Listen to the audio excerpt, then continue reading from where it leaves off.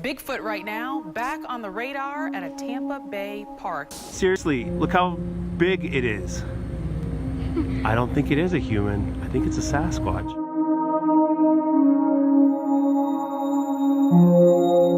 Lorsque les premiers explorateurs blancs et les Amérindiens sont arrivés à Yellowstone, la région entière est un mystère totalement inattendu, comme on n'en avait jamais vu auparavant.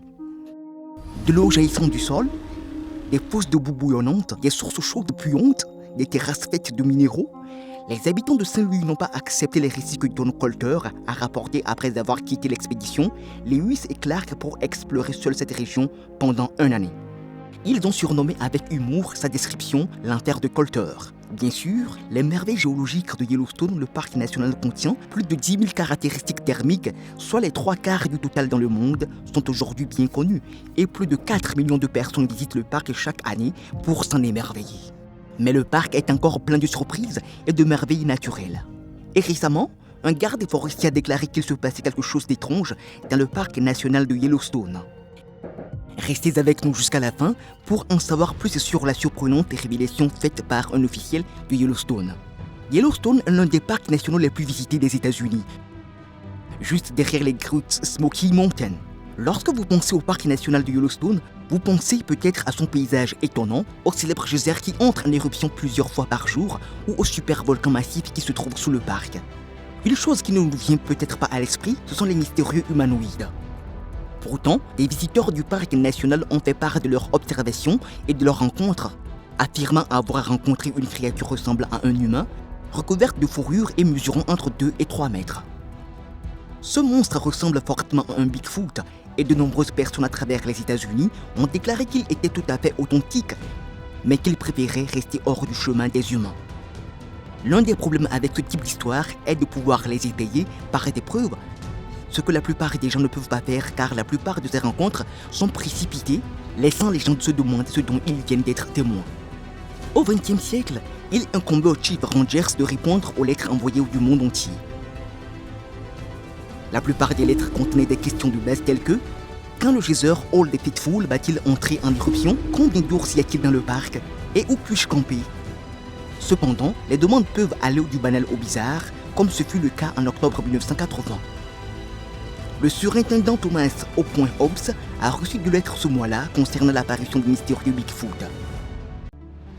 Les lettres n'étaient espacées que d'une semaine et étaient probablement motivées par une supposée observation de Bigfoot plus tôt cette année-là dans la ville voisine de Jackson, dans le Wyoming. Les réponses de Hobbs montrent que ce n'était pas le genre de question à laquelle on pouvait répondre immédiatement en fouillant dans les archives. Nous sommes incapables de trouver des références à des observations de Bigfoot dans les archives historiques d'histoire naturelle de Yellowstone. Sans aucune observation rapportée, il n'y a vraiment rien de plus à poursuivre pour le moment. La découverte de ces quelques correspondances dans une mer de lettres sur les plantes et les activités de loisirs a suscité une certaine curiosité, non seulement sur la présence signalée de Bigfoot ici, mais aussi sur d'autres phénomènes qui ont pu être signalés. Il a été découvert que Yellowstone a une longue histoire d'événements étranges, y compris des revendications de musique de lac dès les années 1880. La musique du lac est décrite comme un bourdonnement qui se déplace autour du lac Yellowstone. Dans son livre de 1895, Yellowstone National Park, Hiram Chittenden, un des premiers ingénieurs du parc, mentionnait un son aérien. Un phénomène acoustique de plus singulier et intéressant de cette région, bien que rarement remarqué par les touristes, est l'apparition de sons aériens étranges et indéfinissables, écrit Chittenden. Les explorateurs les reconnaissent depuis longtemps, mais uniquement dans la région des lacs Shoshone et Yellowstone. Ceux qui visitent le parc et campent dans la région des lacs peuvent encore entendre la musique des lacs. Malgré le fait qu'un grand nombre de plaintes aient donné lieu à des enquêtes scientifiques, personne n'a pu déterminer ce qui génère ces bourdonnements. 33 ans après les lettres demandant des informations sur les observations de Sasquatch, les archives ne peuvent pas prétendre avoir une documentation officielle sur les rencontres avec Bigfoot ou des documents expliquant la musique du lac. Les archives de Yellowstone possèdent des lettres et des réponses des Chief Rangers à des personnes curieuses du monde entier, dont les demandes vont du banal à l'inhabituel et qui attendent toutes d'être découvertes. Cependant, un garde forestier a récemment pu recueillir des preuves d'un supposé Bigfoot dans le parc national de Yellowstone. Monsieur Oliver a commenté l'incident comme suit.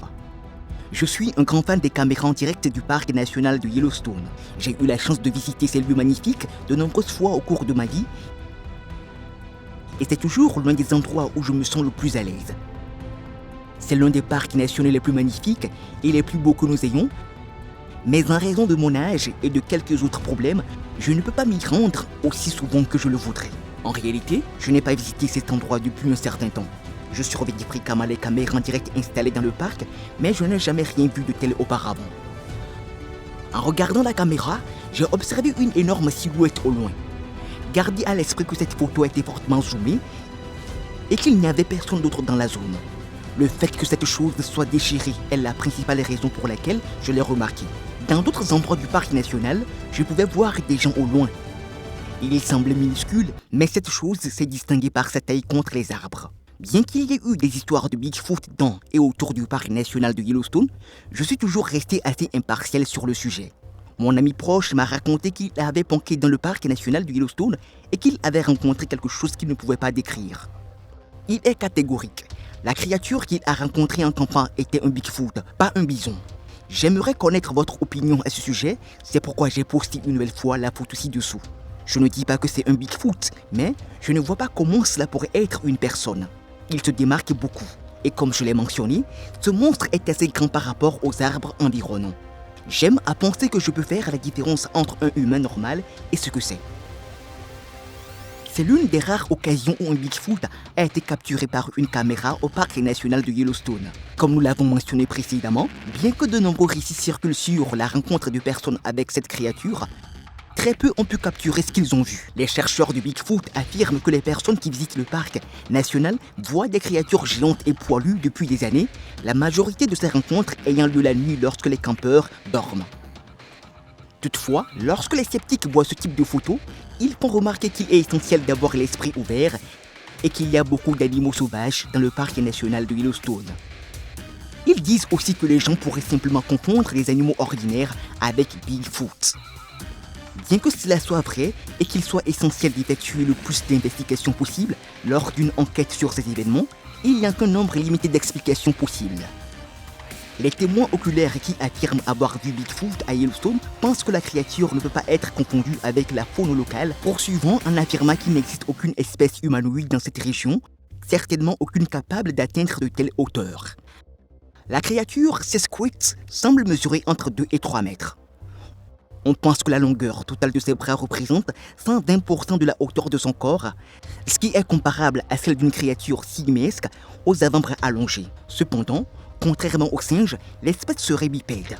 La tête devant être dans une position permettant la mobilité bipède, la nature bipède de la créature indique très probablement la notion de boîte vocale fonctionnelle. D'autres preuves suggèrent que le Sasquatch possède un gros orteil pour l'aider à s'équilibrer, car il est presque 3 fois plus volumineux que sa taille lorsqu'il est ajusté à l'échelle humaine. Le Sasquatch semble être couvert de poils sur tout le corps. Cependant, ce n'est pas le seul cas où Bigfoot a été capturé par une caméra. Certains aficionados du Sasquatch affirment que des images capturées dans le parc national de Yellowstone en 2015 révèlent non pas un, mais 4 des monstres mythiques. La vidéo montre des bisons errants dans le parc enneigé avant que 4 créatures marchant à la verticale n'apparaissent en toile de fond. Au début de la vidéo, une légende indique les nouvelles qu'ils ne veulent pas que vous entendiez. La séquence qui a été tournée près de Geyser Old Faithful de l'attraction touristique est coupée avant que la caméra puisse avoir un bon aperçu des créatures. Les passionnés espèrent depuis longtemps trouver la preuve de l'existence d'un monstre largement considéré comme fictif. Selon les scientifiques, la plupart de ces observations sont des cas d'identification erronée d'autres espèces ou des canulars. Selon Al Nash, porte-parole du parc national de Yellowstone, les observations de Bigfoot ne sont pas fréquentes, mais cela arrive. Les gens disent tout le temps des tas de choses folles sur Yellowstone et les Bigfoot n'en sont qu'une parmi d'autres.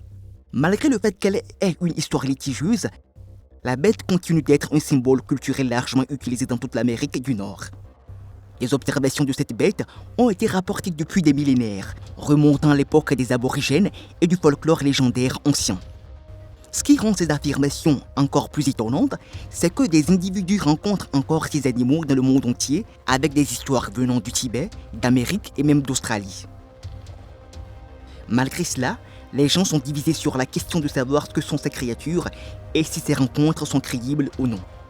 Croyez-vous en l'existence de ces monstres et les histoires qui les concernent sont-elles vraies? Dites-le nous dans la section des commentaires.